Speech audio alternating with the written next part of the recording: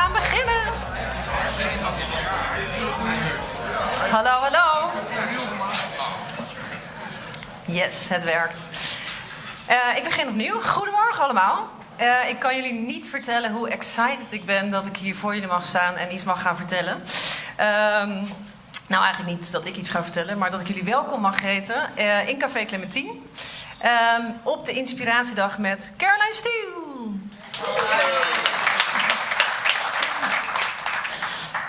Maar voordat we naar het inspirerende verhaal van Carolyn gaan luisteren...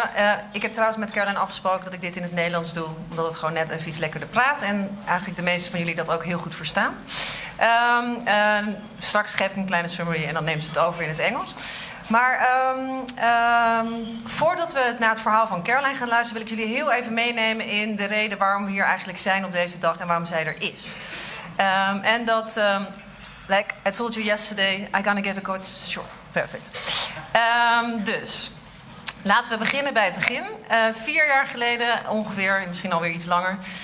was het idee dat er een nieuwe wijk gebouwd zou worden in Barendrecht. En dat zou aan deze kant van het station gebeuren. Dat was toen een vrij nieuw idee. En... lang verhaal kort. In ieder geval, er ontstond een projectgroep bij de gemeente Barendrecht... die daarover na ging denken hoe ze dat moesten doen. En daar was ik onderdeel van. En in dat projectgroepje hebben we dus heel veel nagedacht over de ambitie voor deze wijk. Het begin van dat was dat ik dus eigenlijk heel veel ging luisteren naar alles wat er speelde in Barendrecht. Dus ik ging praten bij de bedrijven in de omgeving, bij de scholen in de omgeving, met wethouders en ambtenaren. En zo kreeg ik een beetje een beeld van wat speelt er nou eigenlijk hier en waar is behoefte aan en waar gaat dit gebied nou eigenlijk precies over. Nou had ik het voordeel dat ik hierin opgegroeid ben en geboren op de Rijksstraatweg, opgegroeid in Barendrecht. En iedere zaterdag met mijn broers, neven, ooms en vader op het bedrijventerrein was. Dus ik had wel een enig idee wat hier nou precies gebeurde. Maar het hielp ook bij het na 20 jaar weg geweest zijn weer opnieuw ophalen van het net wat hier nou eigenlijk speelde.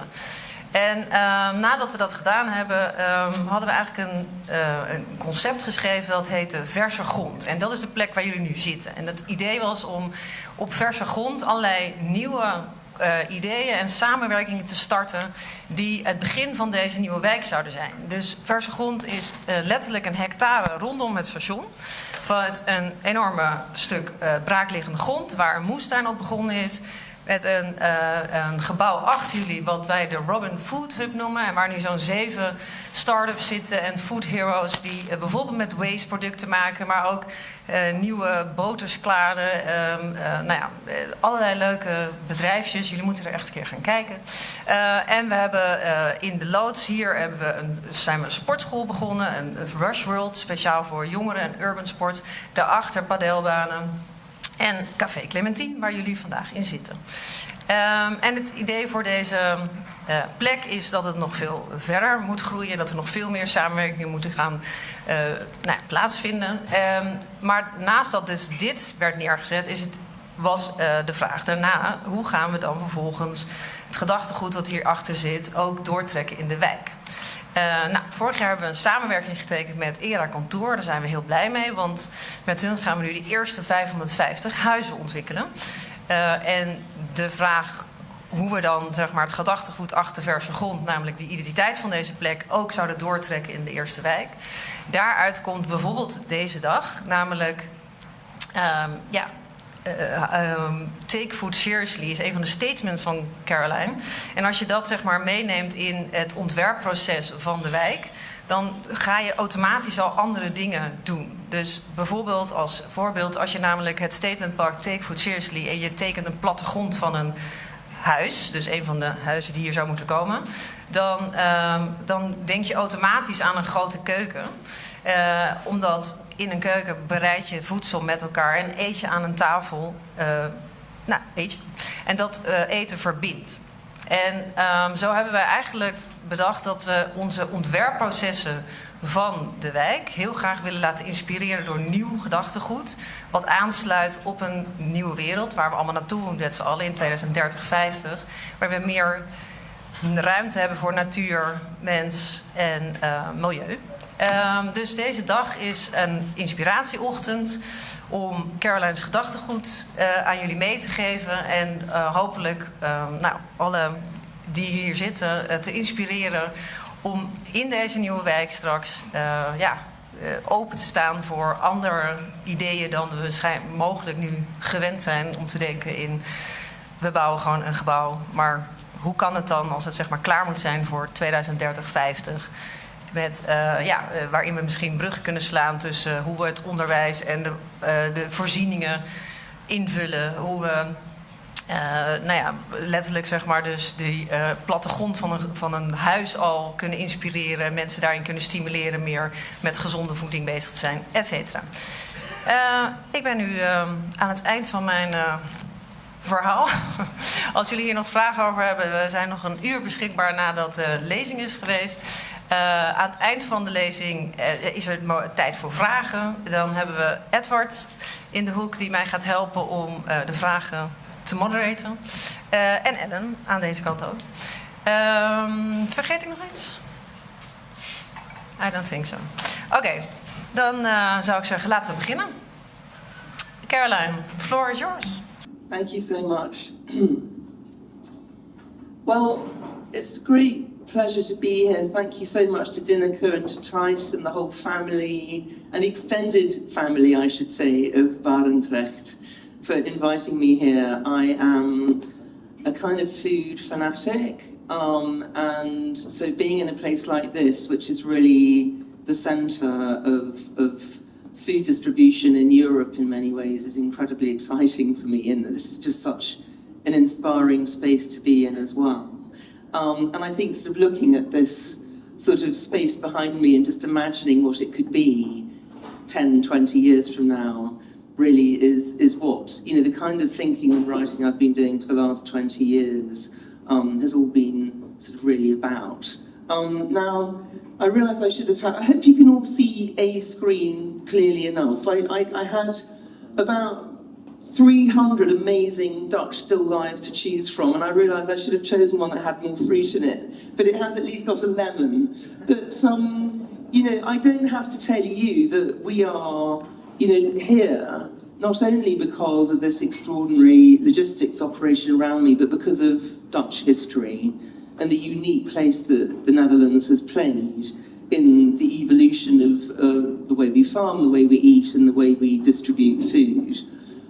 Now, you may be slightly confused by the title of my talk, which is Sitopia in Barendrecht. And I will hopefully deconfuse you over the course of the next hour or so. I'm intending to speak for an hour, I hope that's still fine. And by the way, I'll find it difficult to keep to an hour, but I will attempt to do that, and you can shout at me if I look like I'm overrunning. Sitopia is a word that I invented about 15 years ago now, and it just means food place. It's from the Greek word sitos for food and topos for place. And I'll describe later why I invented this word.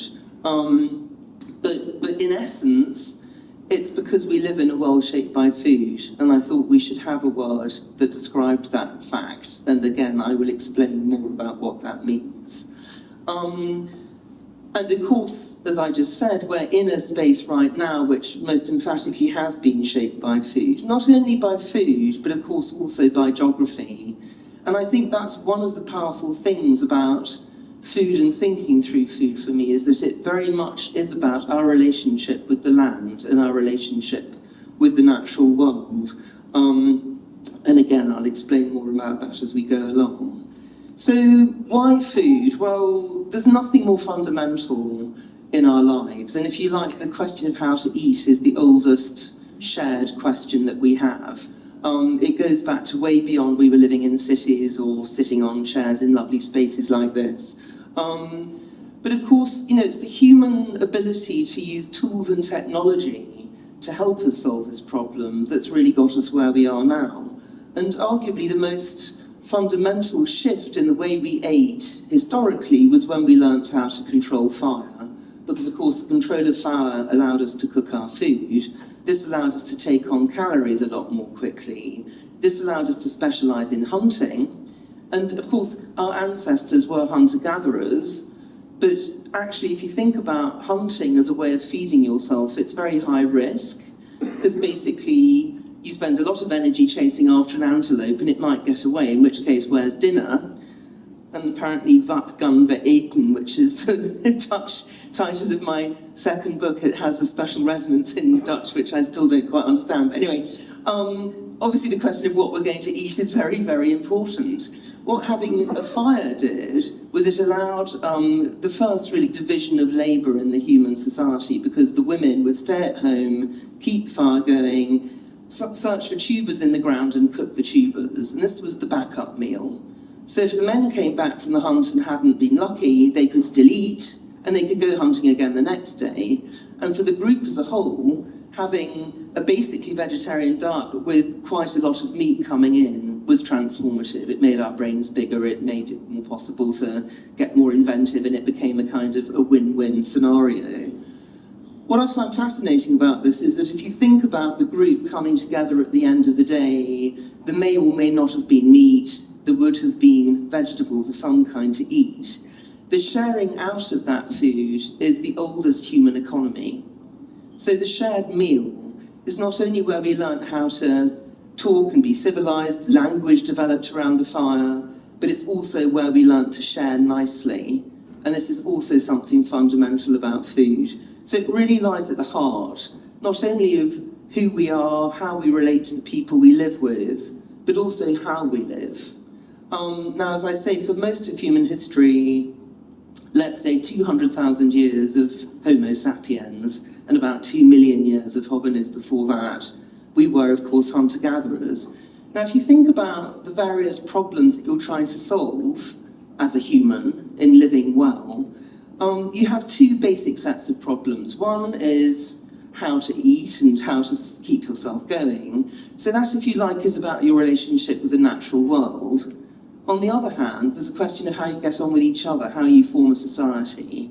And what's interesting about living as a hunter-gatherer is you kind of solve both problems at once, because I call it living in the larder. You're basically living in a space that feeds you directly. I mean, I could live in this room quite easily, especially with that beautiful orange tree behind you all, which I was introduced to you last night and I'm now slightly obsessed with. But you know, there's a reason why, you know, hunting and gathering was portrayed in the Bible as a kind of paradise, because actually modern archaeological evidence is now showing us that this was an incredibly good, easy way to live. Because if you think about it, most hunter-gatherers, you know, before we started farming, lived in very, very fertile areas. You know, modern hunter-gatherers don't, because we've pushed them out to the edges, but historically they used to live on river deltas and places where, you know, food was just coming at them, a bit like bears in Canada, you know, when the salmon go up the river. So it's a very, very wonderful way to live in many ways, but of course it could only sustain a very small population. And I mean, you'll have to forgive me because I tend to go through vast amounts of civilization very rapidly. But obviously I don't have to tell you that at a certain point we started farming. This is a hugely complicated story, which I'm just going to sort of wash over somewhat. But around about 12,000 years ago, in various parts of the world, not least the ancient Near East, people started farming. And if you think about what I was just talking about our two sets of needs as humans, our need for sustenance from the natural world and our need for society, what happens when we start living in cities? And of course, farming and cities co-evolve. Again, long, complicated story. But basically, when you start planting grain in the ground and relying on it, you don't wander off anymore. So you're not just wandering around following the food, which hunter-gatherers do. You have to stay put, you have to protect what you've invested in the ground, and therefore you start to get the beginning of static settlements. This is a gross overgeneralization, but in essence that's what happens. But you now get a kind of division. It's no longer just living in the landscape. You have an urban core. I often call it the fried egg model of urbanity, where you have the yolk of the egg, which is the urban bit, and then the productive hinterland around, the countryside around it, which is the white of the egg. But in fact, the laser doesn't work, it's a good thing, because there's two screens. But you know, you can see that it's a very concentrated patch of people living together in the middle. and then a hinterland around that's feeding it. And what you can also see is this large building, top left in the yolk of the egg, is the temple. And what's really interesting is that the temple was not only the spiritual centre of the city, but also the administrative centre. And its most important function by far was organising the harvest. Because now the city is relying on an annual crop of grain. So whose field's going to be harvested first? The grain comes into the temple, it's offered to the gods, then it's stored in the temple bakery, you can see just there, in the granary, sorry. Then it's baked in the temple bakery, and then distributed back through the city during the course of the year. So lots of things have changed. We have a division between city and country. We have a division between people making food and people being fed. And we have a hierarchy and a system. Is this starting to sound a bit familiar for people who know Barentrecht? Well, it's the beginning of what we would now call food logistics. It's how do you move food around, store it, who controls it, etc., etc., etc. Now, this is a very successful model. It was repeated all over the world in various forms. And as I said, what it presented was a duality.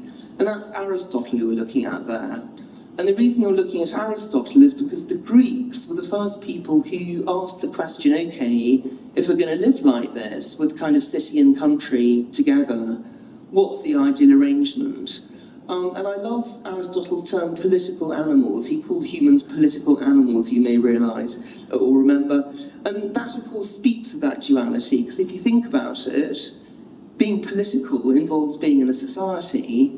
Being an animal means you need nature. So that expression in itself expresses that duality. And so both Plato and Aristotle and their pupils indeed carried on wondering, okay, how then do you arrange the city and the countryside ideally? I'm getting a bit of nature on top of me right now, but that's fine. We all need a bit of refreshment. They came up with this concept of economia.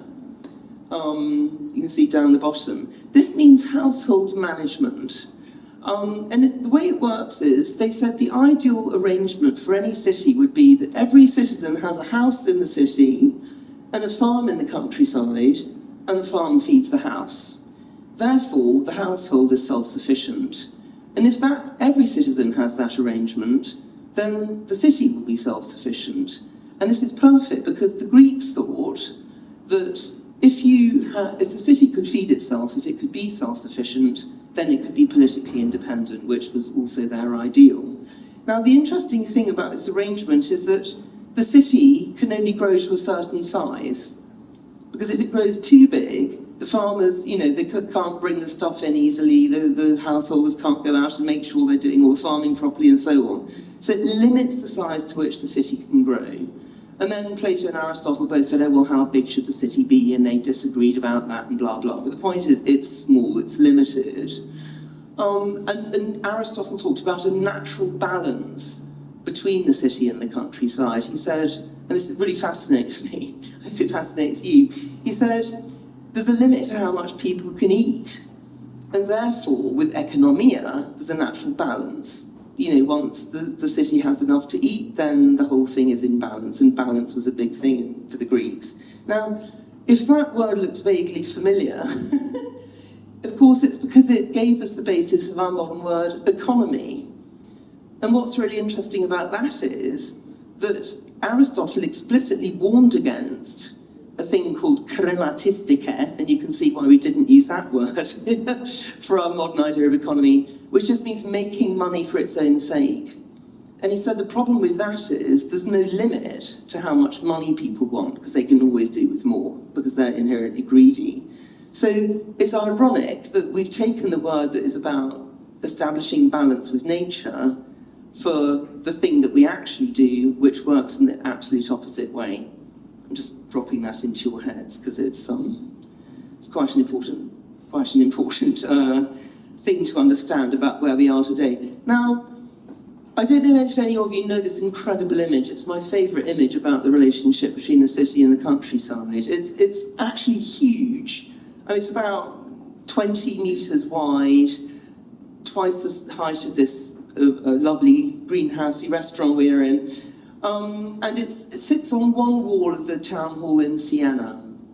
And as you can see, it's called The Allegory of the Effects of Good Government. It was painted in 1338, and it shows, if you like, an ideal relationship between the city and the countryside. And basically, it's a sort of idealized vision of the Italian city-state. And the Italian city-state was a kind of reprise in the medieval era of the Greek ideal of having tiny little cities surrounded by countryside. And I remember seeing this image as an architecture student and just thinking, oh, that's a lovely image of the city in the landscape. It didn't occur to me this is all about food until 20 years later. And this is also another fascinating phenomenon to me, is that we live in a world shaped by food, as I said, but often we don't see it because we simply wouldn't be here without food. We're made of food. So it's like you can't see yourself very easily because it's just everywhere. But if you look closely at this image, you can see huntsmen leaving the city to maybe go and shoot a boar for dinner. You can see a very orderly landscape. This is a landscape that's been transformed to feed the city. It's an artificial landscape in a way. You can see asses with grain on their backs coming into the city. Inside the city, you can see a flock of sheep wandering around and so on.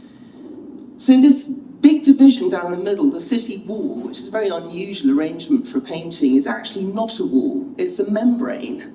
And through it constantly are passing animals, people, food, trade, money, obviously. You're looking at a symbiotic dynamic relationship between the city and the countryside. And as I say, what you're really looking at is the fundamental relationship that drives urban civilization. I didn't see that one because I was an architecture student. I just went, oh, how pretty. I just didn't see the food at all, as I say. Now, of course, I don't have to tell you that today we tend not to live in tiny little cities where you just can look out the window and see the landscape that feeds you. This is my home city of London. A lot of the food that comes to London, as indeed, of course, to the Netherlands, is grown all over the world. I've just been eating cherries from Chile last night in one of these enormous warehouses, and very delicious they were too. But the point is that our relationship with food is completely shifted. We're distant from the landscapes that feed us. We don't see them. And even if we did see them, we probably wouldn't paint them and stick them on our town city walls. They're sort of over there, they're out of sight, they're out of mind. And I call this the urban paradox. So the urban paradox is really the dilemma that we face because of the division that Aristotle was talking about, the fact that we're political animals. How do we reconcile these two halves of our needs? And the paradox is there's no ideal solution to this because we can't go back to being hunter-gatherers. And we can't all move into cities and pull up a drawbridge because we need nature too. So how do we do this? And indeed, how did we get here? Now, as I mentioned briefly before, a lot of what I'm talking about is to do with geography. And what's geography? Well, geography is really just, obviously, the sort of disposition of the natural world. But in terms of its interest to us, it's what is our relationship with it? How do we live in a landscape? And explicitly, how do we live in cities? And one of the most interesting models, and I don't know, again, whether any of you know this model. Do any of you know the Fontunen model, out of pure interest? I know you do. Sorry, old colleague of mine from Wageningen over there. But anyway, so, and another gentleman there. Johann Fontunen was a German landowner and geographer. He was the first person to analyse how the productive hinterland of a city would naturally develop. And by the way, am I talking at a good speed and it's all perfectly good? Thank you. So I'm sorry if the people behind the clementine? No, what is that? Plant, it's not a clementine. That one. Passion fruit, yes, exactly. Oh, you said that last night, yes. Sorry, I should remember that. It's a bit early for me. Fontunen imagined a flat, ubiquitous, fertile, featureless plain. So I often say, and it's inhabited by cities. Imagine a city plonked in the middle of that. inhabited only by logical, profit-seeking farmers. So I often say it is a bit like the Netherlands, actually. So you plonk a city in the middle of that. How does the productive hinterland naturally develop? And he says, well, on the edges, of course, you're going to have fruit and vegetables, because fruit and vegetables are very difficult to transport very far because they go off. They're also a high-value food, so actually the farmers can afford the high land rents near the city, and they can make very good use of night soil, which was a euphemistic term for human and animal manure, which was for saved and composted down and then used to bring the fruits on ahead of season, and people would pay crazy money for fruit 2 weeks ahead of season or something. So fruit and veg around the city. Then the band of grain growing. Now, why grain? I probably didn't say clearly enough that grain is the food that feeds cities, and it always has been, and that's why cities and farming co-evolved. But grain, paradoxically, is very heavy and bulky in relation to its value, and therefore there was a limit to how far it was economic for farmers to take it before it wasn't worth the bother. This limits the size of the city, economically, as well as geographically. So that's about a 20 to 30 kilometre band, beyond which it was uneconomic to bring the grain in by road. And then on the outer band, you have livestock production, because of course animals can provide their own transport. They can walk into the city, so they can be raised pretty much anywhere. And I don't know whether any of you have seen those incredible maps of Europe, when it was kind of, cowboy town, huge animal sort of migrations, well, driven migrations, from the areas where the cattle were being raised to where they were being eaten. So the cattle often walk hundreds of miles across various territories to get to the city. The only concession von Thunen made to geography was to say that if the city happened to be on a navigable river, then all of those bands could be a lot further away, because the goods could be taken to the river and then brought in by river, and that would make it a lot easier to get them in. And that, of course, would allow the city to grow bigger. Now, that's all very kind of dry and kind of academic. It gets much more interesting when you look at real cities. And, of course, the very famous one, and a very important one, was Rome. Why was Rome important? Rome was the first city to grow to a population of more than 1 million. So if you think about those tiny little fried egg cities we've been looking at so far, they probably didn't have a population. I mean, maximum would have been about 100,000 people or something. So this is an absolutely crazy, enormous city. How did it grow this big? The reason is it had access to the sea, and it perfected the art of bringing in food from somewhere else by sea. It was about 50 times cheaper to transport food over water than over land in the ancient world. And so it sequentially conquered Sicily, Sardinia, North Africa and Egypt, and all very, very prime grain-producing regions, and brought its grain in from there. And then while it was at it, it imported oil and fermented fish sauce and wine and pork and all sorts of other things.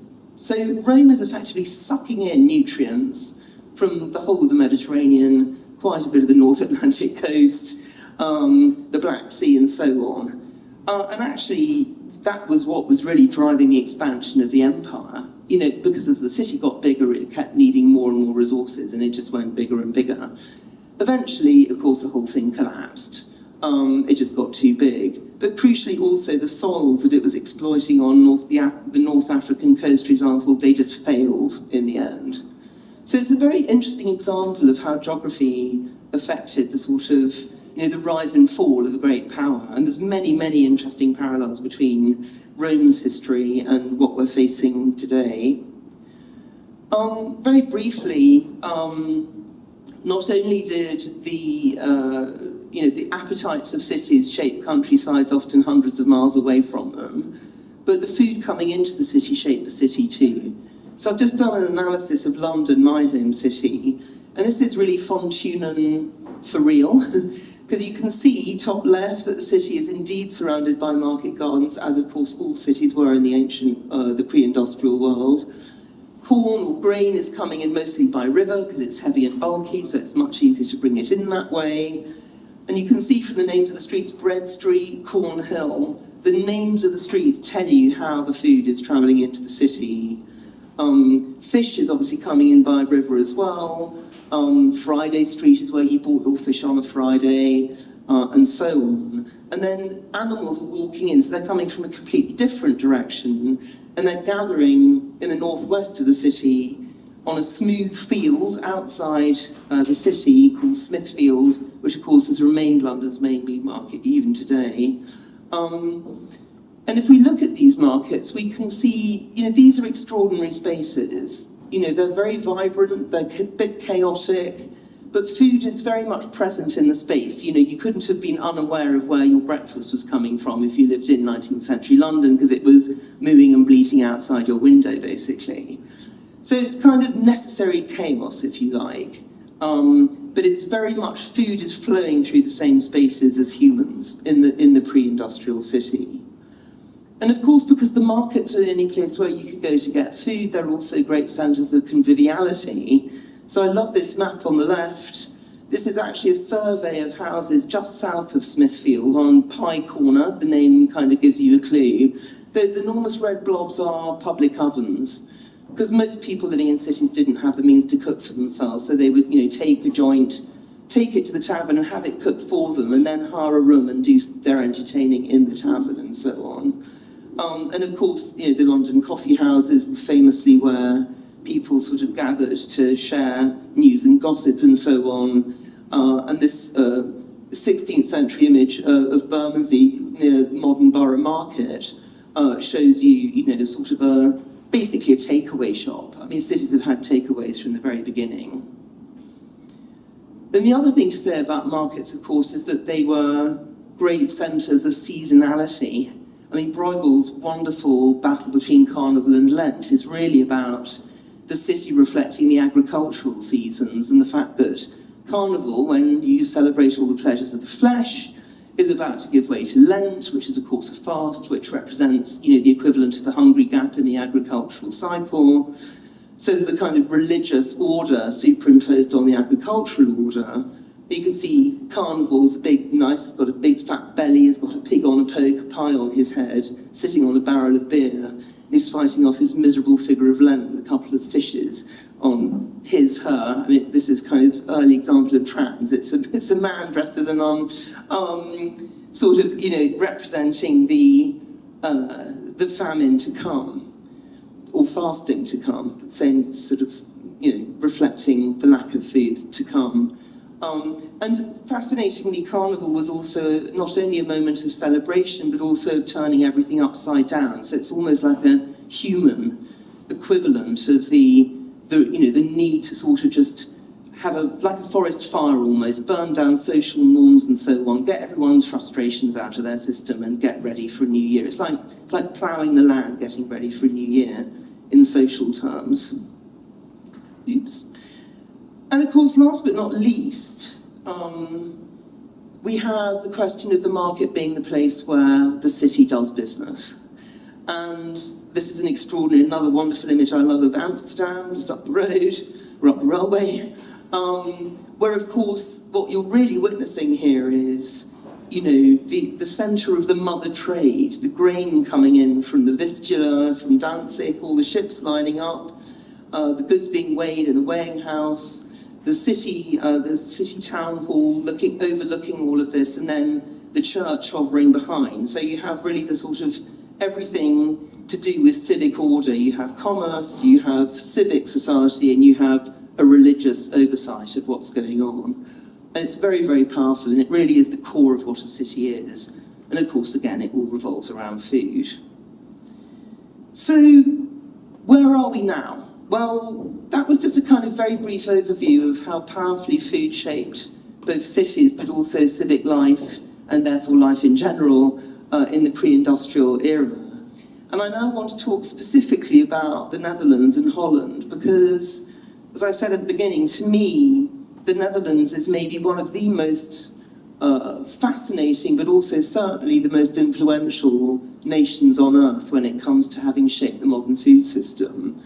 And of course, a lot of it goes back, once again, to geography. I mean, I mentioned briefly, and you know this, I don't have to say, I'm not going to teach my grandma to suck eggs, but its strategic position, I needed a bigger map actually, but effectively the entrance to the Baltic. So it was able to control trade from the Baltic and actually do trade between the Baltic and Spain critically at a certain point. Obviously made it very rich. But there's a sort of flip side to this, which is that this geography, if we look at it, is pretty problematic. And I just found it interesting. I was just sort of looking up on the kind of, Uncle Google, the origins of the words Rotterdam and Barendrecht, and lo and behold, Rotterdam means a dam over the Rotter, which was a sort of muddy stream, apparently. And Barendrecht means, it's from the Birni, the German Birni meaning muddy, and the Latin triectum, to cross a river. So we're looking at two places that were sort of moments of potential stability in a very chaotic, very sort of threatening landscape. And it's astonishing. I mean, again, if you look at the sort of the history of the Netherlands, I mean, there are these periodic catastrophic floods, like the St. Elizabeth flood of 1427, that radically alter the geography of the whole territory. But they're also the trigger to start getting very, very pragmatic about how to keep the sea at bay. And of course, the building of the dikes and the polders and so on, which make the Dutch landscape so extraordinary and unusual. And here we have an early image of that landscape. Now, I mean, many of the things that I've been talking about before now start coming together. What you have in the Netherlands, because of this very challenging landscape, is a series of small-scale, fried eggy type cities, limited in size because they have to be protected from potential flood, but surrounded by these incredibly highly organised, you could almost say man-made polders, where the water is contained. There's not much land available. It's very, very precious, and therefore it is farmed extremely intensively and very intelligently. And there's a reason why the Dutch you lovely Dutch people, get the food problem. Because from very, very early on in your history, you really had to work hard, be very use a lot of ingenuity to feed yourselves. And another fascinating fact is that the Netherlands was the first nation in the world to be predominantly urban. So already by the 16th century, there were more people in the Netherlands living in cities than living in the countryside. So you've kind of got Von Thunen for real in almost an idealised form. And very, very interestingly to me, because of the network of canals, and remember that thing about water transport being so effective, the cities and the countryside were incredibly strongly connected, so it was very easy for the cities to export their waste to the countryside and for the farmers to get their goods into the city. So it's an almost idealised version of everything I've been talking about. And of course you taught us a lot to farm. I'm sure you know that. It was actually Huguenots who were being expelled from the Netherlands. He came to the UK, who taught the British or the English how to farm like this, using rotation and special fodder for animals and deep digging and all the rest of it. That led to the English agricultural revolution, which made the English industrial revolution possible. So it's a very, very powerful place in food history there. Of course, the flip side of all of that is that this incredible relationship with the sea, and by the way, I was just reading as I was preparing this talk last week, and this fascinated me, the relationship with the Baltic meant there was an incredibly ready source of pine, and a lot of the Dutch fleet was built out of pine, and they were very lightweight boats, much easier to sail than British boats, for example, with very small crews, and they had huge bulbous bottoms that could take a lot of cargo on. So, of course, we get the beginning of the Dutch East India Company, the VOC, the trade with the East Indies, and this kind of dominance, which builds up on the old mother trade of grain. So extraordinary riches coming into the Netherlands and also global trading.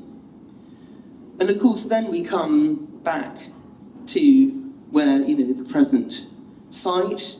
And this is a wonderful map of Rotterdam, some of you may know, from 1652. And you can see the city is basically half an international port already.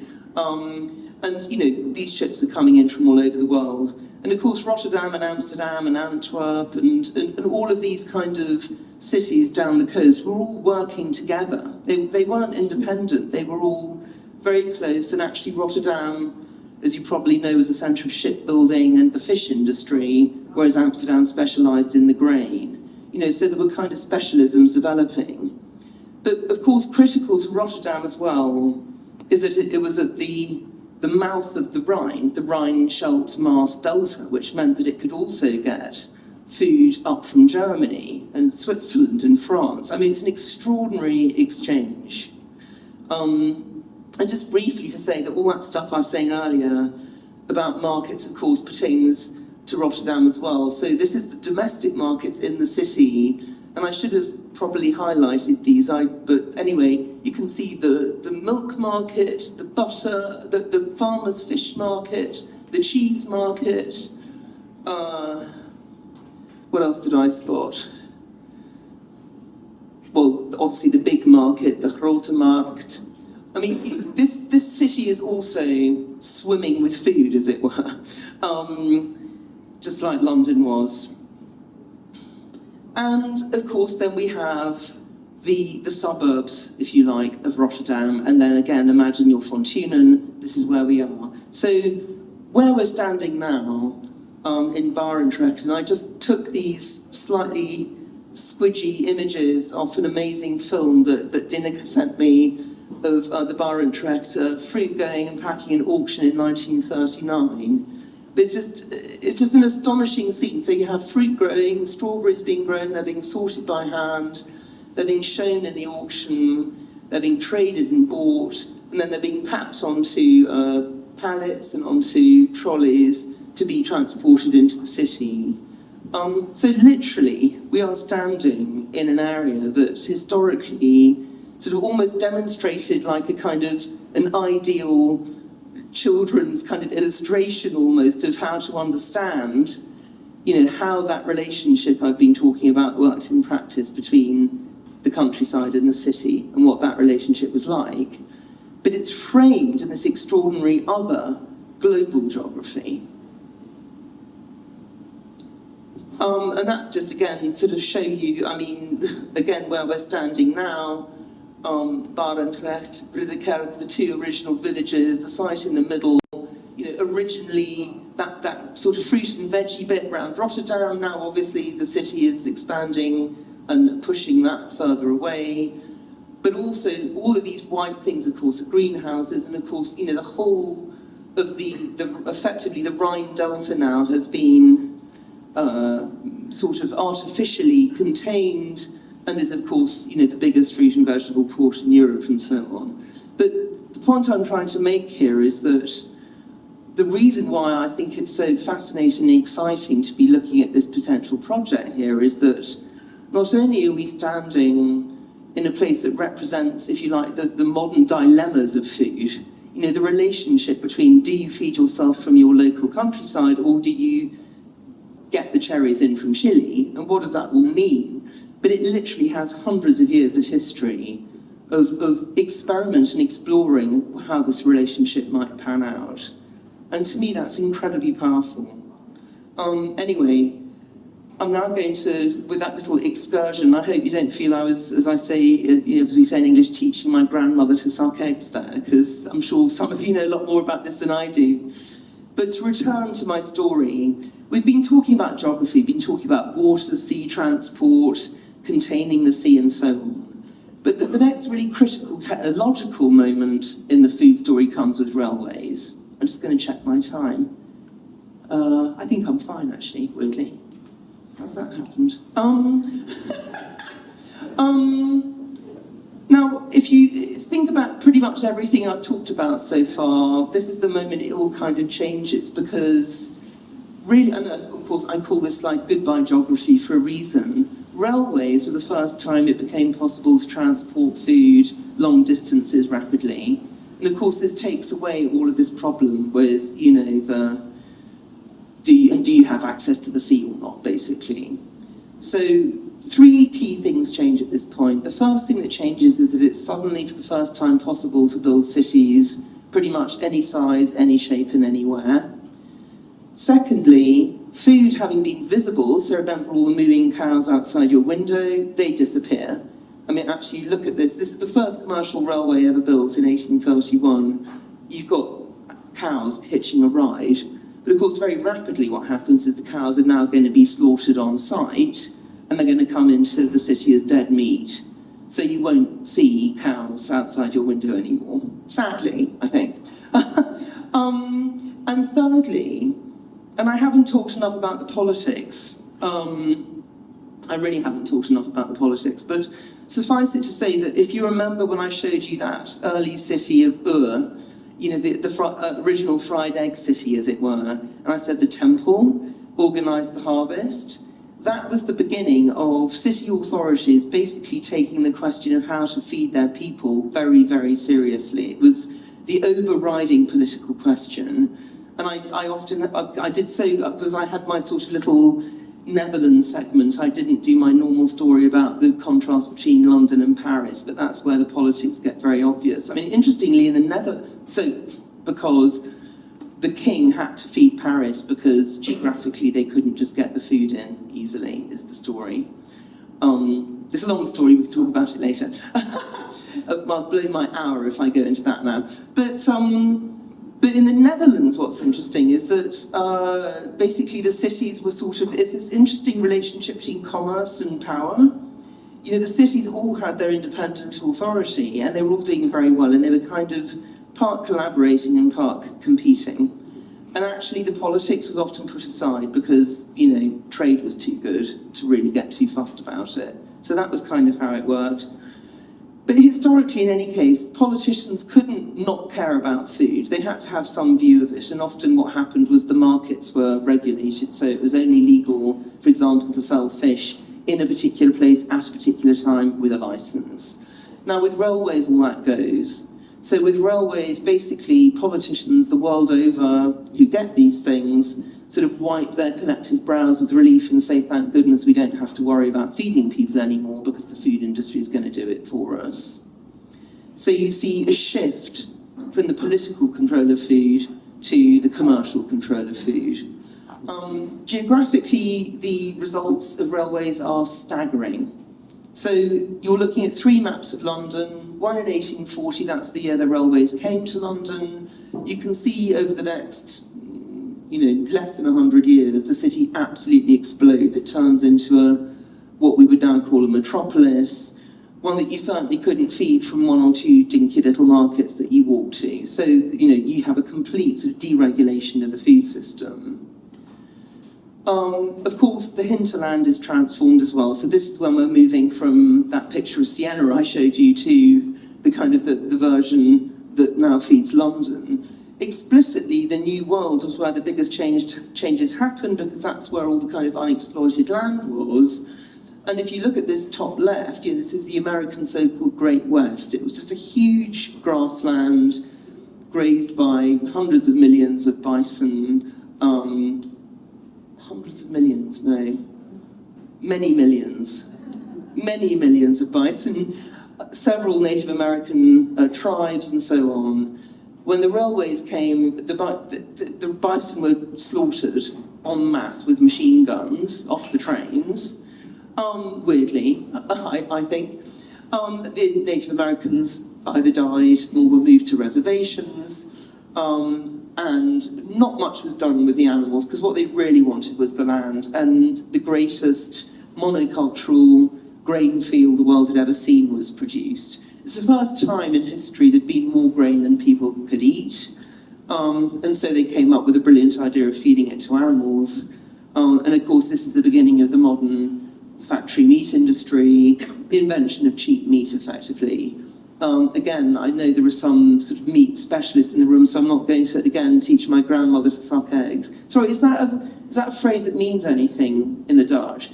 Don't teach your grandmother to suck eggs. Okay. I said it 3 times. I thought, actually, is that just utter gobbledygook? Sorry.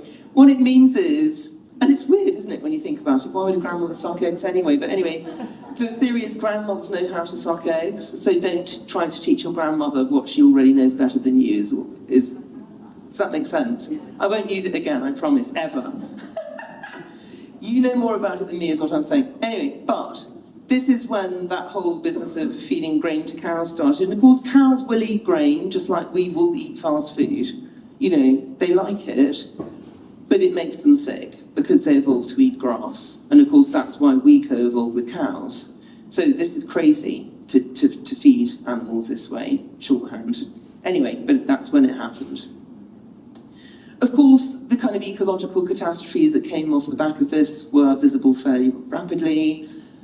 You can't just turn perennial grassland into annual monocropped grain land without consequences, is the shorthand here. And famously, the soils, which had been incredibly rich, had been exploited for a century without any nutrients put back, eventually failed, and there were a couple of dry years, and just all the topsoil of the American Midwest just blew off.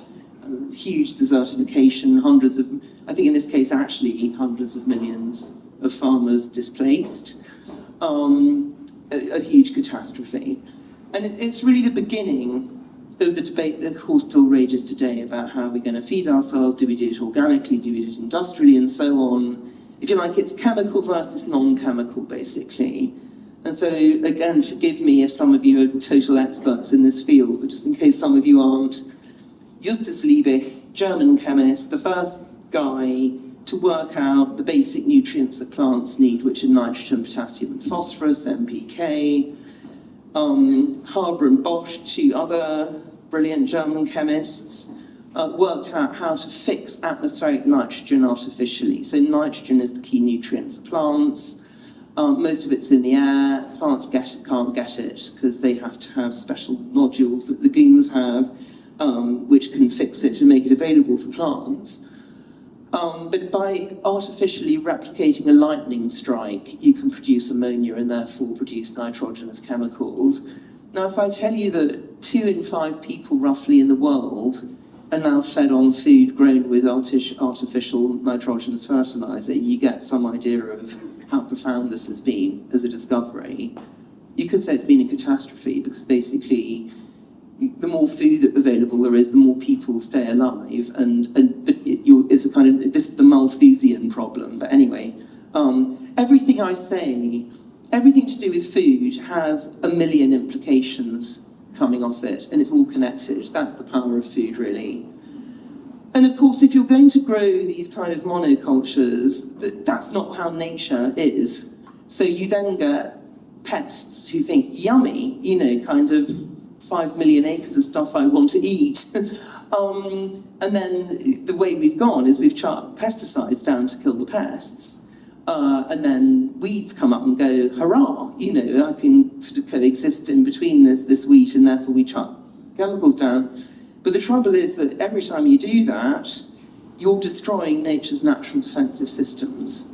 So it's very, very productive for a bit and then catastrophic, basically, industrial farming. On the right-hand side, of course, is the alternative, which is organic farming, which is all about the soil. Very, very briefly, again, what happens is that plants form living connections in the soil with soil fungi, and soil fungi extract nutrients out of rock. And there's a little kind of mini-market under the ground where the plants feed the fungi sugars. Up to 1/3 of the sugars that plants produce, they feed to fungi in exchange for micronutrients. That is the basis of plant health. And given that our entire food system is based on plants, that's the basis of our health. So, and of course, it's also about diversity. I mean, there's you know, all this stuff about there's more microbes in a teaspoon of salt than there are stars in the solar system, and all, you know, I mean, it's basically a hugely complex world. We're only just starting to understand, but what we are starting to understand is that complexity is the key to health. So reducing nature down to a sort of narrow channel is not a smart way to go. So this is just to sort of underline another dilemma to chuck into the mix. Now, the organic guys are actually winning the argument until the war came along, Wars are very interesting. Of course, we're going through another one at the moment. They disrupt all of this. And what they tend to do is they tend to make people think, let's go for maximum supply, whatever it is. It's kind of panic reaction. And that's what happened in the Second World War. You can see for this rather wonderful poster, basically governments paid farmers to farm chemically and to pull up all their hedgerows and so on, because it was about maximum production. And we've been going down that road ever since. As I say, I'm skipping through a lot of things, but they all become relevant. You know, it's just I'm trying to, in an hour, give you a picture that I guess it's taken me 20 years to put together. So forgive the kind of slightly scattergun feel. Of course, after the war, what happened is that everybody started buying cars, and that's the next iteration of cities, that they become very spread out.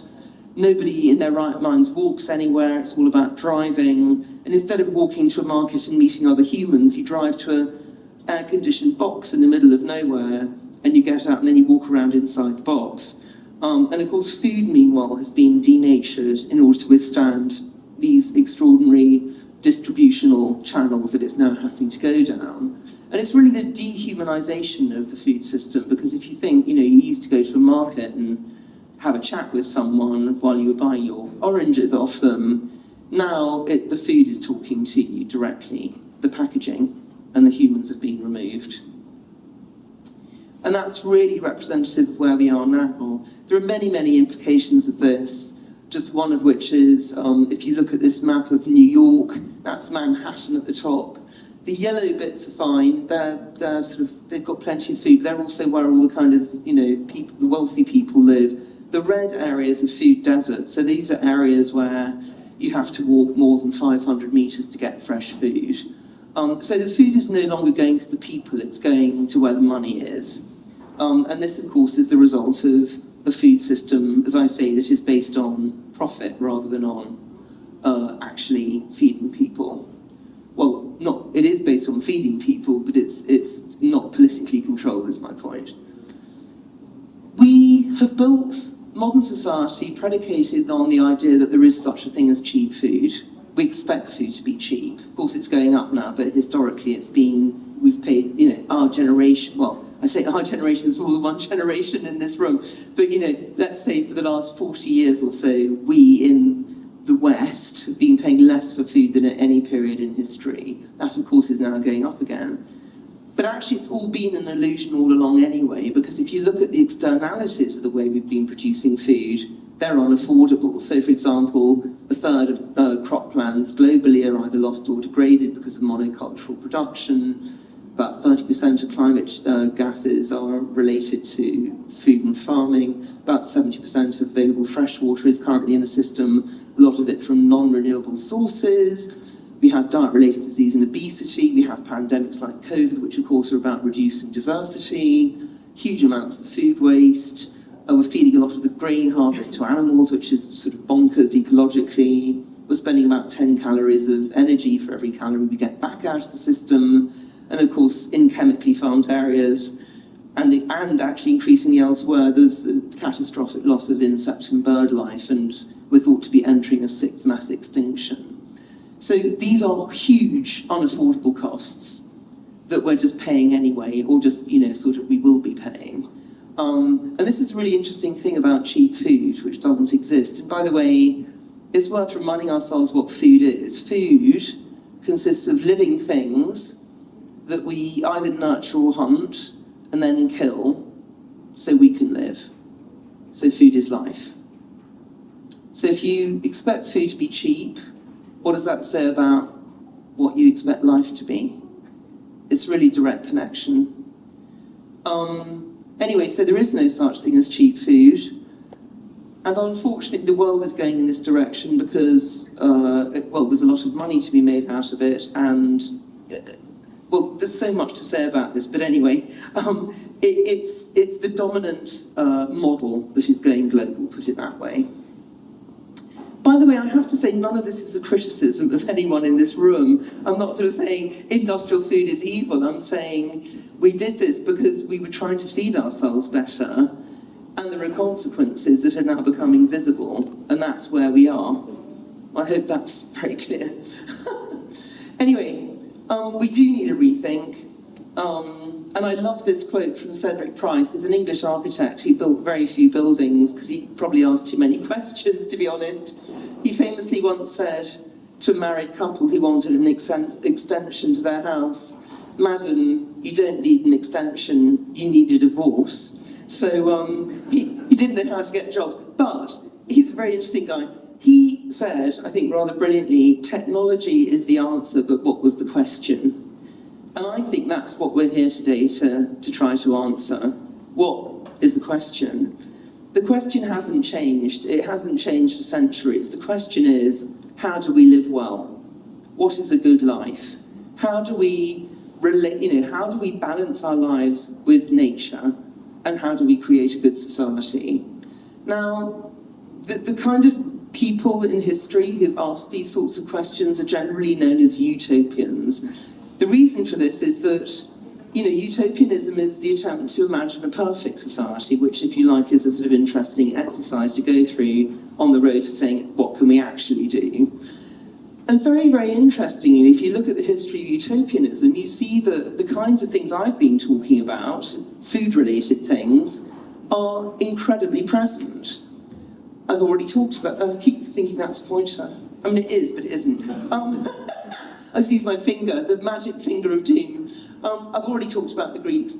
Thomas More, who coined the term utopia, was actually critiquing London, which was getting too big and dominant at the time. And he said, imagine an island where there's all these little semi-independent city-states all networked together, and everyone's really into farming, and they have vegetable competitions and so on. He conjures up this image of a sort of mostly vegetable-eating, food-loving, peaceable sort of network of city-states. It's very, very Greek, in other words. And Ebenezer Howard's Garden City, I'm sure many of you know the Garden City model, but I often say the shorthand is it's Thomas More with railways. So it's exactly the same idea. It's going back to the Greek idea of limiting the size of the city, surrounding it by productive countryside, and then linking it by railway, so that you actually have the urban mass that you need, for example, to have a decent symphony orchestra, which was his kind of, his baseline for urbanity. This is curiously like the Netherlands, I think, and you've actually got, real garden cities here as well. Now, the reason I invented the word Utopia, I did promise you, probably feels quite a long time ago now, but I did promise to explain why I invented the word Utopia. And it was actually in response to utopianism, because I read that utopia can mean a good place, but it also means no place. So the U in utopia either comes from the Greek word for good or the Greek word for no. In other words, it's ideal and therefore it can't exist. And I remember finding that really depressing when I read that, because I thought, well, we desperately need a multidisciplinary way of thinking about how we should live, and our greatest tradition of this ends up nowhere. That's why I invented Utopia, because I thought, well, we already live in a world shaped by food. Our minds, our bodies, our cities, our landscapes, our celebrations, our sociability, our politics, our economics, our climate are all shaped by food, because food is life. Why don't we use food instead? That's the idea. You use food as a lens and an overarching question to shape everything you do, because it is the most valuable thing in our lives that we have to produce. So it's about valuing food again, basically. That changes everything. I'm now running quite late. Well, I think I've had an hour, so all of this is borrowed time. I'll go fast. This always happens, it's normal. Irritating, I'm sorry, but it's just a big subject. Food is a flow, running through our lives, running through the landscape, running through our bodies, from the farm to the factory, all the regional distribution centre to the city, maybe a market, maybe a supermarket, the kitchen, into our bodies, out into the waste system again, in a never-ending flow. But it's much more complicated than that, because every stage of that journey is linked to every other stage, by politics, culture, what Granny did with her eggs, oh, I don't like peas, oh, well, I won't get cookie peas, oh, well, I won't buy peas, oh, well, I won't grow peas. It's all connected. So we're dealing with complexity, a hugely complex, hugely powerful system. And at every stage in that flow and that sort of enormous matrix, we have choices. Do we feed animals, cows' grain and make them sick and grow them in concentrated animal feeding operations like the one on the left, or do we let them eat grass, which is basically why we co-evolved with them in the first place, because we can't eat grass, but we can drink their milk and eat them, to put it crudely. Do we leave the city in an area of efficiency to go and buy food in a box or have it delivered in the middle of the night, or do we use it to animate public space and bring people together? Do we take time for food? So one of my favourite pre-pandemic stats was that 1 in 5 meals in America was being eaten in a car. 1 in 5 meals in America is eaten in a car. What? I mean, isn't this insane? What do we do? What? Anyway, so there's this huge question of where are we heading? Is this a good life? How will we manage to make things so that we don't have time to eat this most fundamental, most naturally pleasure-giving, life-enhancing thing? Anyway, interesting. Or do we take time for food? And of course, increasingly, as we know, we don't. The pandemic's had a very interesting effect on all of this, of course. But then which of these choices actually give us a good life in the end, of course, is the real question. Now, a slight diversion, I've been reading a lot about hunter-gatherers. We are still basically hunter-gatherers physiologically. As I say, humans evolved for 2 million years, and we've only been farming for 12. We've been living in cities for 5. We've been on the internet for about 20, whatever. And it's very, very interesting if you look at, as I say, increasing sort of evidence of how suited we were to this life, because of course it's how we evolved. Now, I've extracted out of a huge complexity of different ways that, our ancestors lived and modern hunter-gatherers lived, to bring out a few things that seem to be endemic to that kind of life. There's a strong sense of community. People live in groups. They have incredible health. They have guts, microbiomes to die for, as you probably know. And the sort of diet-related disease is basically unknown. They're close to nature because they actually live in it. They're brilliant at collaborating because their survival depends on it. They have high levels of individual skill. They have a very powerful sense of life's meaning. They have a very strong connection to where they live.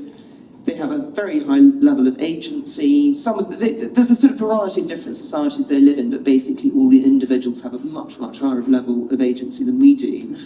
And last but not least, they dwell in time. Some of them don't even have the concept of time, because they're just living in time. Contrast that with Benjamin Franklin's famous dictum, time is money, for example, to see where we've gone. Now, I think the pandemic was fascinating because I think one of the things that it taught us was that we still need all these things. If you think about the pandemic, what did we most miss? What did people most just yearn for? Closeness to people they loved, closeness to nature. Those were the two huge ones. And then other things began to develop. People started helping each other. They volunteered. They sort of started baking their own bread and all. I know some of this is a cliche, but I think something very significant happened in that strange interregnum that we suffered through. Now, the interesting thing is, as I say, all of these things are things that have been edited out of modern life by, shall we say, industrial capitalism. Living in cities, the fast life that we lead, no time to eat, all of that. It's making us sick, it's destroying the planet, it's killing us. We can recover all of these things through food. Eating together, good health, well, that's just eating, a huge diversity, lots of plants and vegetables, lots of them available in a warehouse near you, where we are now. Eating wild things, closeness to nature. We can produce our own food, we can work on farms, we can bring farms back. Collaboration, and there's nothing more wonderful than sort of sitting around cooking with other people, growing with other people. Skills. What more important skills could there possibly be than knowing how to cook and knowing how to grow food? I can't think of any. Meaning, this is the wonderful World Central Kitchen that's going to feeding Ukraine and now in Turkey. There's nothing more meaningful than feeding people. Place and belonging. This is Preston. I was telling actually Tice and Ants and Dinica the story last night of how Preston nearly went down the bring in a more route and then couldn't because of the 2008 crash and ended up restoring their own market hall and localising their economy. Agency, this is an amazing community growing group in London that have a patchwork farm and an orchard and a farmer's market and skills and learning and so on. It's just an extraordinary organisation. Dwelling in Time. These are actually pickles that I grow on my roof in central London. They're actually Danish kind of huge pickling cucumbers called Asia. But I put it there because growing these tiny, huge cucumbers, but tiny number of huge cucumbers on my roof in London has forced me to live like a farmer. Because round about now I'm thinking, okay, what am I going to grow this year? Do I try and use my seeds from last year? You know, I need to get more compost. And then for 6 months of the year, I can't go away without getting my neighbours to water my plants. You know, I have to look after them. If it hails, I have to rush down and put little cloches over the little babies. You know, it's just a completely different way of being in the world. I'm a central Londoner. I grew in central London. I'd never sort of seen grown a plant before about 5 years ago. It's transformative. Dwelling in time, but we can recover all of these things. I'll try to speed through to the end, sorry.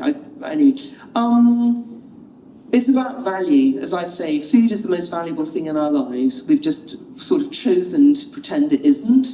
It's very interesting that it's during a crisis, the Second World War, the fall of the Soviet Union, or in relation to Cuba, or the departure of the cars in relation to Detroit, that people rediscover food and they start rebuilding communities through food. And of course it happened during the pandemic as well. It's about democracy. Now, I've talked a lot and I probably haven't said some basic things, but it seems very clear to me that given that we all have to eat, and the planet is limited, that if that's what a food system looks like and that's what society looks like, they're like this. They map directly onto each other. So if we want to live in a democracy, we can't have a monopolistic food system. So that's what the food system looks like at the moment. Roughly speaking, in Europe, it's monopolistic, with lots of farmers, well, not that many farmers, huge numbers of consumers, but a very sort of tight control through supermarket buyers of how they relate to each other. We can just join the roots and the branches and have a much more open, shared, flexible system. And I think we need to do that. We can co-produce. So instead of being passive recipients of food, or, you know, as lots of people do now in the UK, dial up a, 2 in the morning, I fancy Thai curry, blah, blah, blah, and then this mint-coloured slave delivers it on a bike in the rain. Weird. Anyway, decadent. I actually find that decadent and odd, but anyway, we can discuss that. But we can co-produce, we can pay farmers to feed us ahead of time, join a community-supported agriculture farm like Angelic Organics in Chicago, we can join a food co-op and buy directly from local farmers. I'm really talking here about restoring economia, if that's not clear. Restoring this sense that as citizens in the city, we have a direct relationship with the people who feed us. And it's economic, obviously, but it's also kind of moral. You know, we have a duty to care about the people who feed us and the landscapes that feed us. This is what this is really all about. Organic box schemes, I don't have to explain. There's a sort of town in Yorkshire where the citizens have all gone nuts and kind of planted corn in the streets and stuff, and it's gone incredibly well. Carlo Petrini is the head of Slow Food. Have you heard of Slow Food? Is that, yeah? So he coined this phrase. So it's basically saving local, traditional, diverse, artisanal food and valuing it again. I mean, this all comes together in the idea of food planning, and I think this is where it becomes most relevant to the project that you're all, well, some of you are undertaking here, and all of you are here either to learn more about or to support. But embedding food in the way we think about how we should live. And if you are going to try to plan a new bit of city or a bit of countryside or whatever, food is always going to be a dominant question to ask. Do you preserve land, peri-urban farms? That we're standing in a land that used to be a peri-urban farm that fed Rotterdam. How do you embed food in your policy, your city policy? Do we create new regional food hubs that replicate what the market used to be and can be a new source of sociability again, and a place for people to come together and meet as it once was? And I think, in a way, Cafe Clementine is trying to be that, of course, and very beautifully and successfully so. If you're going to farm with animals, and I believe we should, but not industrially, and again, we can discuss that, you need infrastructure like small-scale abattoirs, because you can't give an animal a good life on a farm with a few animals and then expect it to travel 300 miles to be killed in a huge slaughterhouse. So if we're going to eat animals, it comes again moral, good life, good death. Markets need protection because they have to compete against supermarkets, which have all the power. If you want these kinds of places, and I personally think they're hugely life-enhancing and important because it's about re-encountering food and waking people up to food again, they have to be planned for and protected and argued for.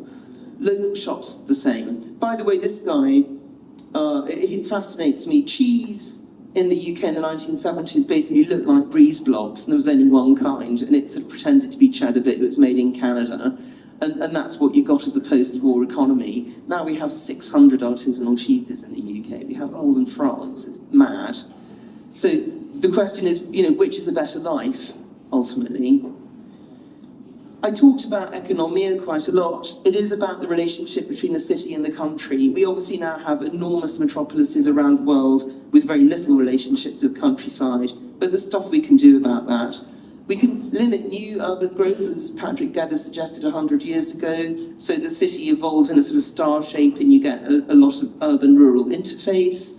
We can reintroduce productive growing into the city, as Burnham Viljoen architects proposing in Brighton. We can interrogate the productive hinterland of large cities like New York and see what could be grown, and then see how those connections can be remade. And that co-op I showed you just now is doing exactly that. It's establishing relationships directly with local farmers, or, and this is slightly controversial and maybe the most interesting slide, but or you can plan new bits of city to incorporate food growing, as MVRDV architects are in Almera. And I've been there, by the way, and it doesn't look like that, so that's to be discussed. I think does not look like that at all. But anyway, to be discussed. Working with nature, I mean, I've nailed my flag to the mast here. I think we have to wean ourselves off chemicals. It can't be immediate, and nitrogen is the big problem. But if we carry on farming with chemicals, humanity is going to struggle to make it to the end of the century. There are some incredibly exciting new models, which are actually old models for how to farm. They're mimicking nature, and they're doing it with the help of technology. So agroforestry, forest gardens, which sort of mimic forests in a sense, and shift our diet, of course, away from grain to more nuts and pulses and so on. Mob grazing, mimicking what the bison were doing in the Midwest. Not tilling the soil so the plants can form those connections with the soil fungi. What we're trying to do is create flourishing landscapes for humans and non-humans. And I think for me that's what your amazing, very exciting project here in Barendrecht can do. So it's about everything I've been talking about. It's about re-establishing our relationship with nature and finding a way of balancing that. It's about creating strong communities. It's about creating a low-carbon, good life, which is about all sorts of things that make us happy: community, sharing, making stuff. Growing my own cucumbers on my crazy roof. I started baking sourdough, of course, I have become the living cliche. But sharing those things in public, and we really need a public space. I mean, with the craziness of the internet today, the craziness of people believing things like QAnon, we desperately need our feet on the ground. There's no better way to do that than through food, because we all still luckily have to eat. Food is about celebration, it's about coming together, but it's also about building communities. And it's always historically, no human society has ever evolved other than through food. Food is always the connector, it's always what brings us together. And we're now discovering more and more of how that works, our hormones and fire off when we eat together and all sorts of things.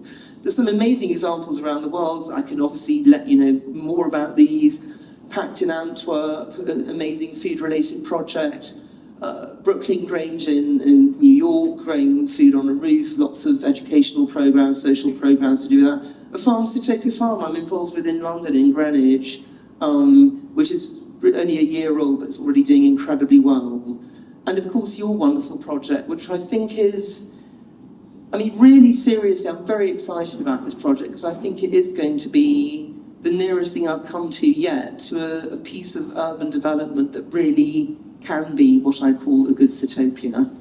It's rethinking the way we live through food and everything that implies. Last but not least, I mean, I always do these drawings thinking I'll get some professionals do it properly later, and of course then I never do. But anyway, this is just a sort of one way of seeing utopia, and it's actually the structure of my book as well. It's understanding that in a plate of food, a bowl of soup or something is the universe. You know, that sounds like a piece of poetry, but actually it's literally the case.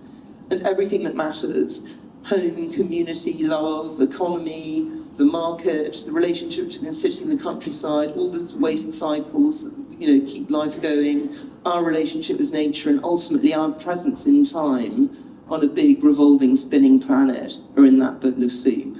That's why food matters. That's why I'm so thrilled to be here. And I really wish you the very best of luck, which is what I think is going to be a hugely amazing and globally inspiring project. Thank you so much.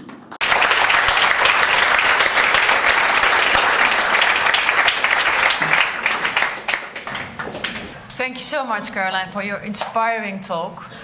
Again, you inspired me with all the ideas about how to make a good life. And I hope you understand why I was so excited when I heard the story in November last year.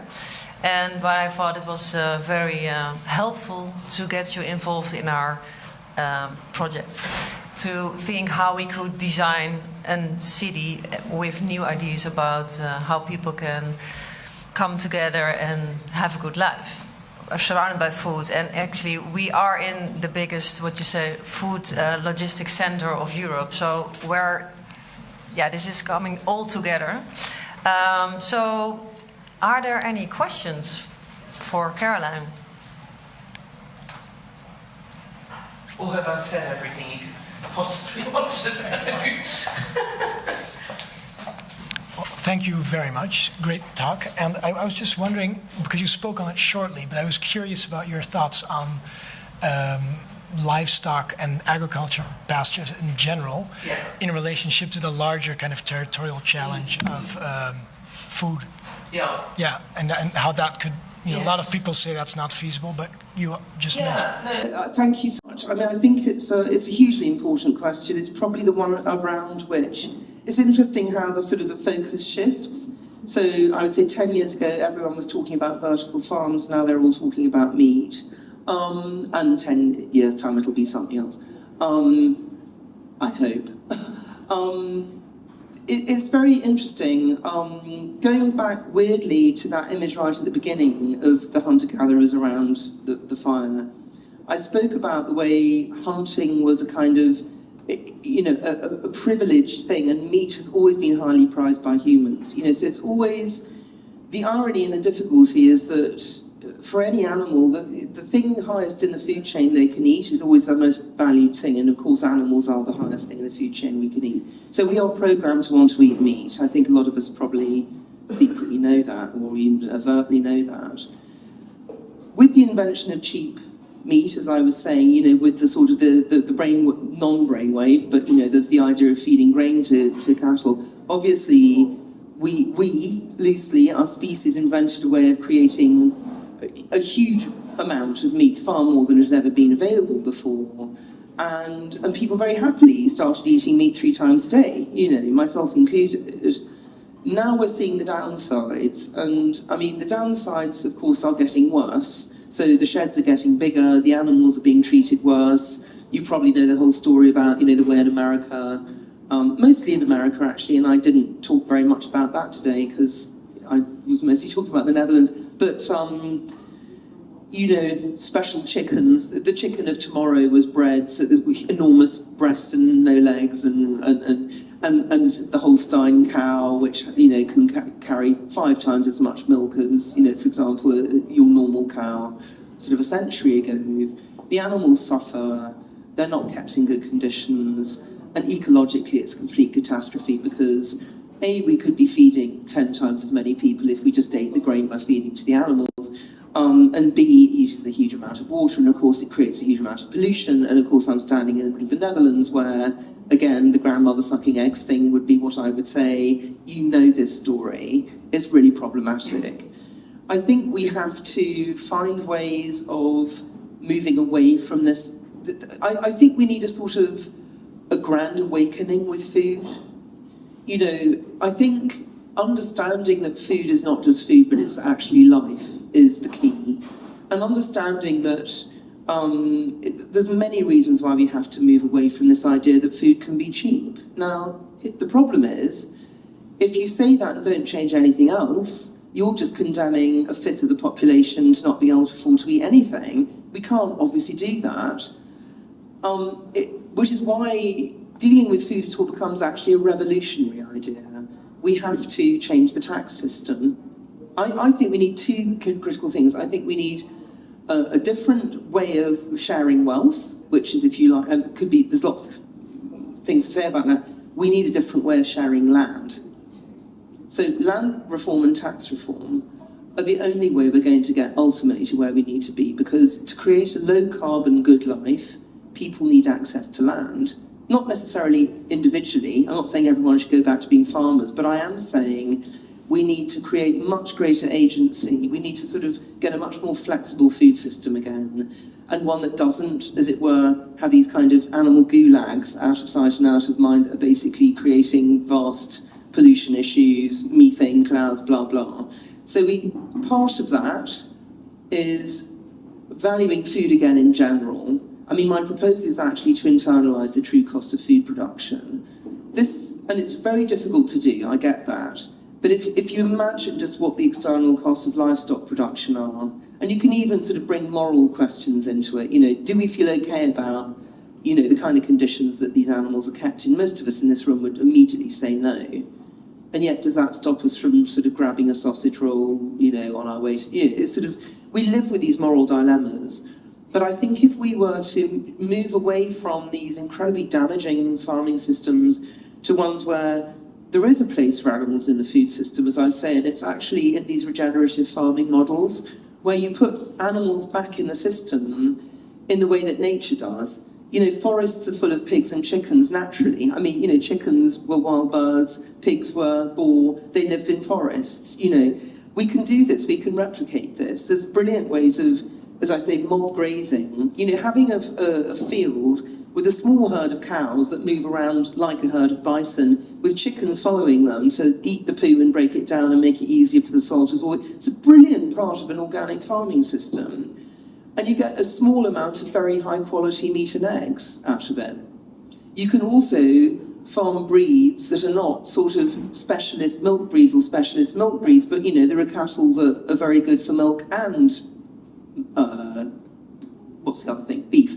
I was going to say eggs. No.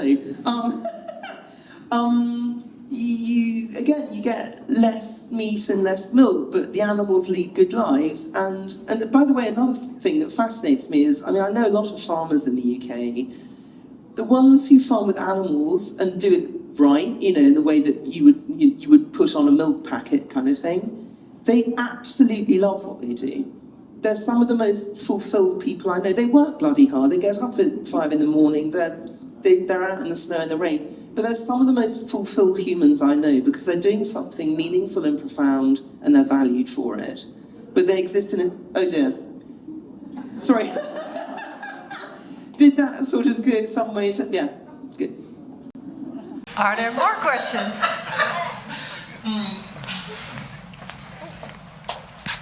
Thanks again for the inspiring speech. But my question would be, you were talking in the beginning about food being political. Yeah. And driven to economical. Yeah. Would you also suggest to get it more political again? Because I think Yeah. now economy will drive the food. Yeah. And what you're saying basically Yeah. is how can politicians or politics become more ruling on where food is produced and Yes. how it's transported It or has where to. it is? Yes, thank you so much. It's such an important question.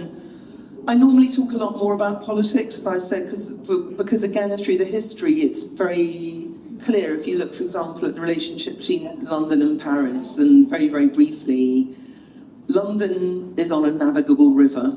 And so London was always able to feed itself, as Rotterdam and Amsterdam and Antwerp were, very easily just by importing it from all over the world. Paris could not, because the Seine is 170 kilometres of wiggly wobbly river from the sea. So the king had to feed the people he was responsible. He was known as the baker of last resort.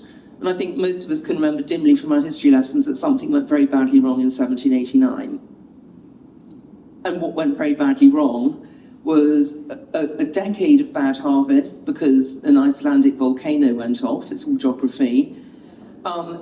So Paris was starving, and the king was blamed because he was held responsible for feeding people. There's nothing he could do about it. There was just no grain around, but he was blamed, and of course, there was a revolution.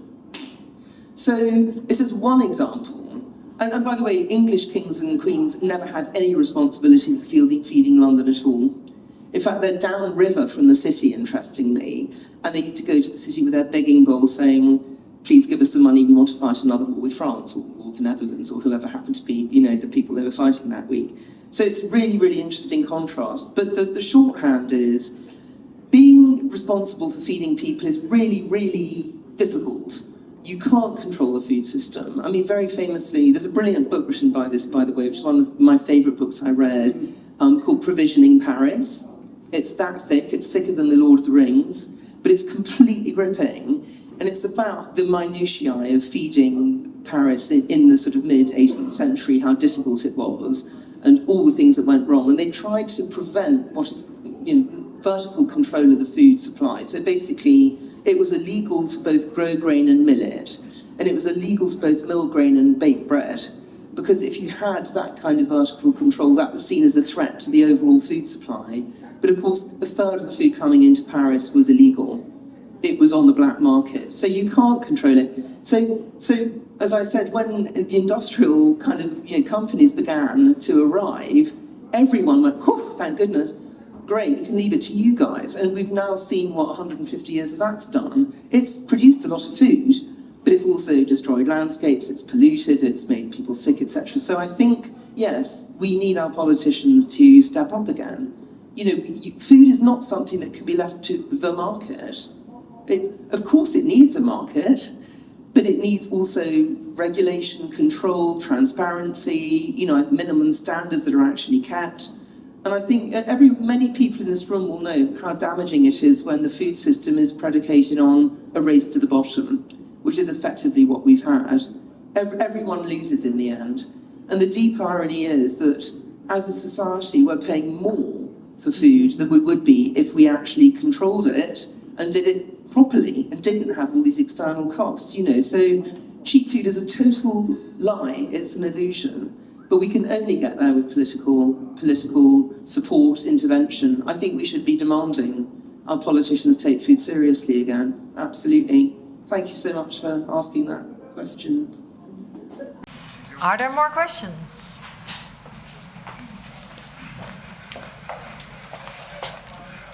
How do you see that all over the world? Because I think we talk now about the Netherlands and Europe. Yeah. But how do you see that in the third world and China and countries what are not willing to work with or just do what they like to? Yeah. Thank you again for another very important question. I mean, obviously, it's very, very different in different parts of the world. This is partly because, China is a super interesting example. But this is partly because people are at a different stage in their evolution. And of course, the assumption is they'll all do what we did. And actually, that means make all the mistakes that we did. And I really, really hope they don't. China is a very interesting example, as I say. The average Chinese consumption of meat in the 1960s was 2 kilos a year.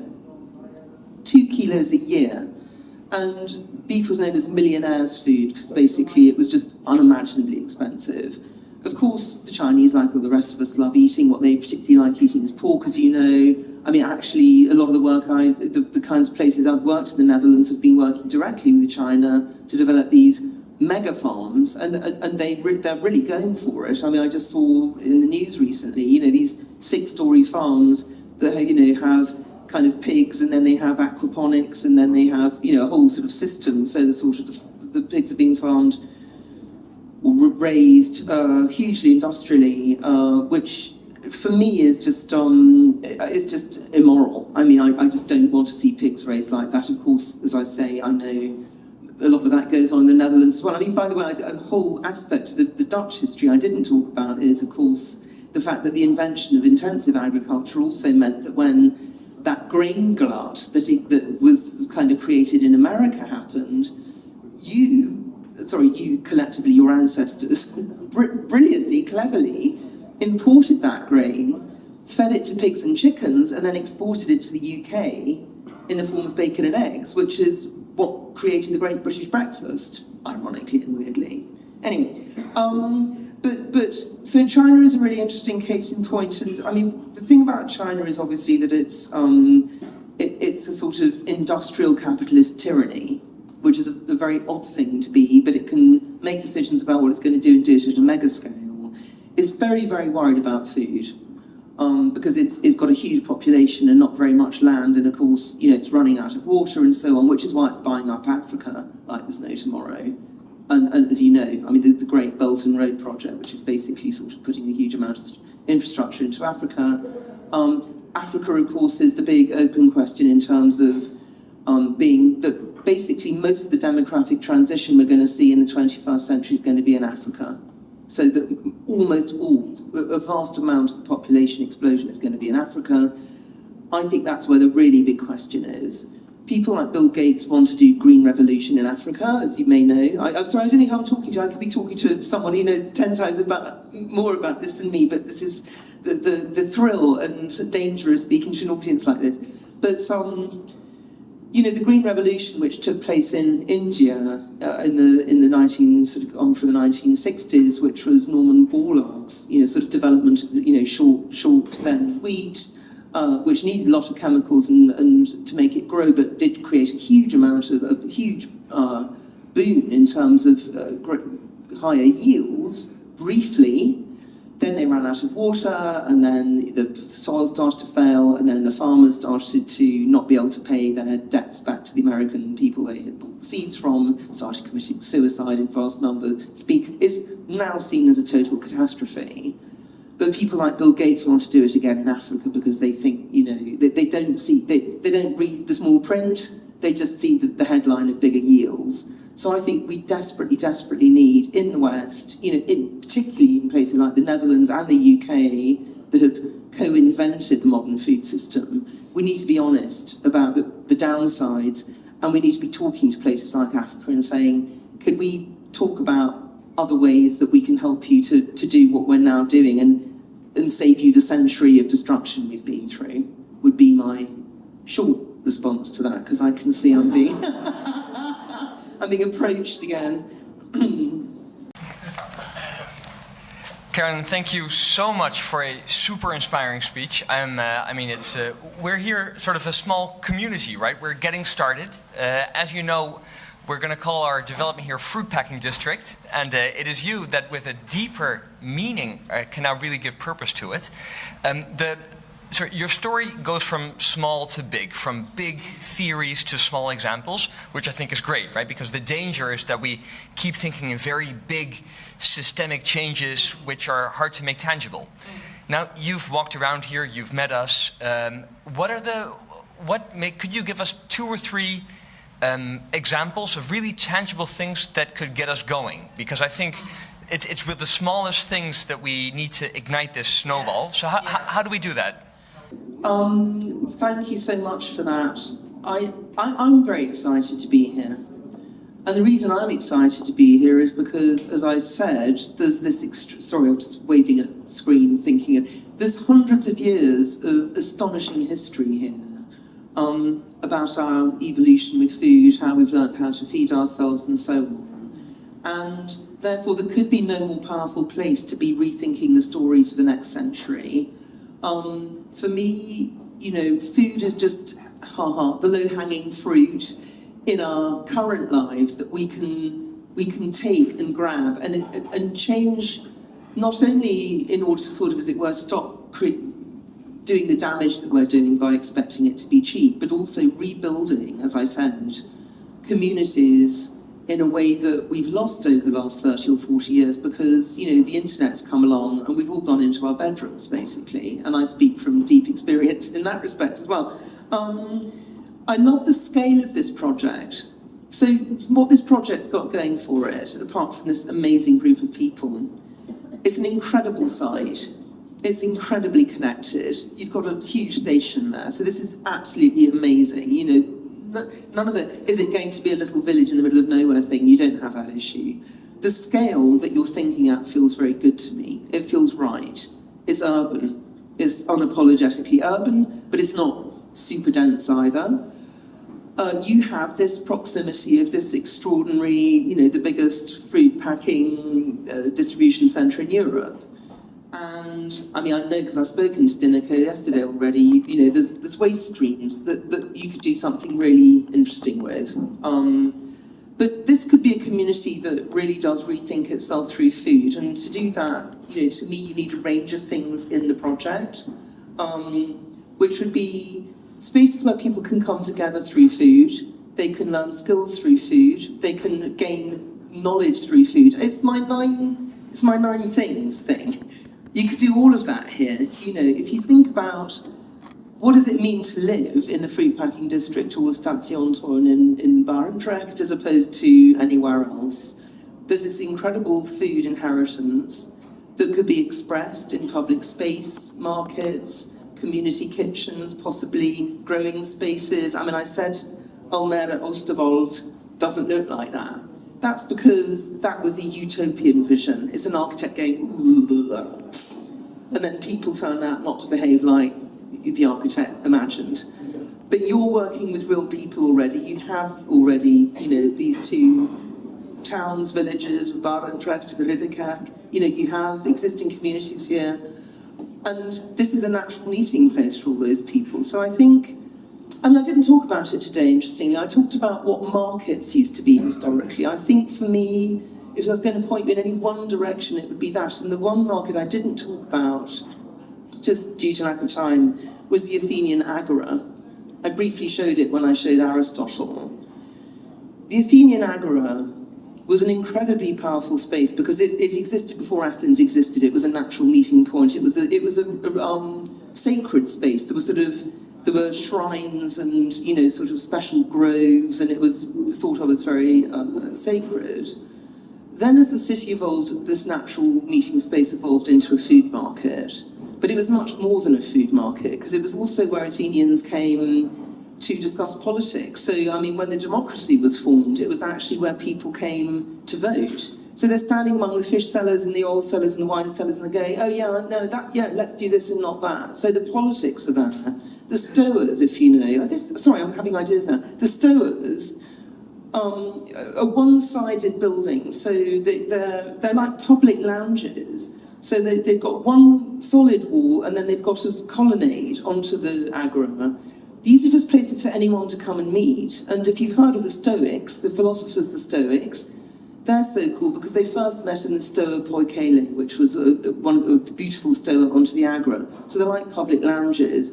Lawsuits were heard in the stoas, so they're held out in the open. Socrates used to go and speak in the stoa, you know, and it was like, oh, where is he? Oh, he's down by the fish, you know, so people go and listen to Socrates talk. So, and the Greek verb agoratsein has many meanings. It means to go to the agora, to hang out at the agora, to celebrate, to socialise, and to haunt, oddly. So this is, in my view, the most complete public space there's ever been. It has everything. It has everyday life, it has food, it has politics, it has celebration, it has ideas, it has law, everything coexisting in one space. If you could have that in your mind and think, how can this new bit of city operate like that? How can we restore a sense of community, but that has more meaning beyond, you know, just saying, hi, how's little Dottie doing at school, but actually has a kind of political aspect to it, a sense of purpose, a sense of creating something new through food and the natural sort of bringing together that food represents. I mean, that to me would have global significance. As I say, I think people would be coming from all around the world to see how you did it. And I would personally be one of them.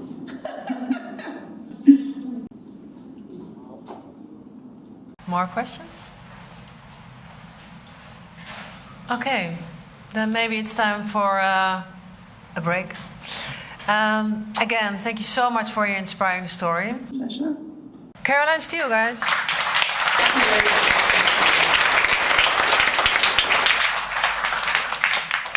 Nou, voor nu is er in ieder geval nog even tijd om na te praten, koffie, thee of iets lekkers te eten. Ik besefte me dat ik aan het begin misschien iets te veel wilde zeggen en iets te saai overkwam. Maar het punt is gewoon, ik ben eerder al heel erg geïnspireerd door haar verhaal. En wat we hier gaan bouwen met elkaar, dat doen we met elkaar. Dus met de bedrijven in de omgeving, met de politiek, met de bewoners die hier al zijn. En ik denk dus dat is zeg maar wat zij ook probeert te zeggen. De waarde van voedsel moet terugkomen. En dat kunnen we doen door het juiste ontwerp te maken. Door een samenleving te ontwerpen. Waarin we dat ook allemaal kunnen stimuleren bij elkaar. Nou, ik hoop dat het uiteindelijk met haar verhaal helemaal goed gekomen is wat ik probeerde te zeggen. En ik zou het ontzettend leuk vinden om met jullie na te praten hierover. En voel je vrij om aan te haken, mee te doen. Dat jullie allemaal al, maar nog meer aanmoedigen wil ik dat. Geniet van de dag verder en dank jullie wel voor jullie komst.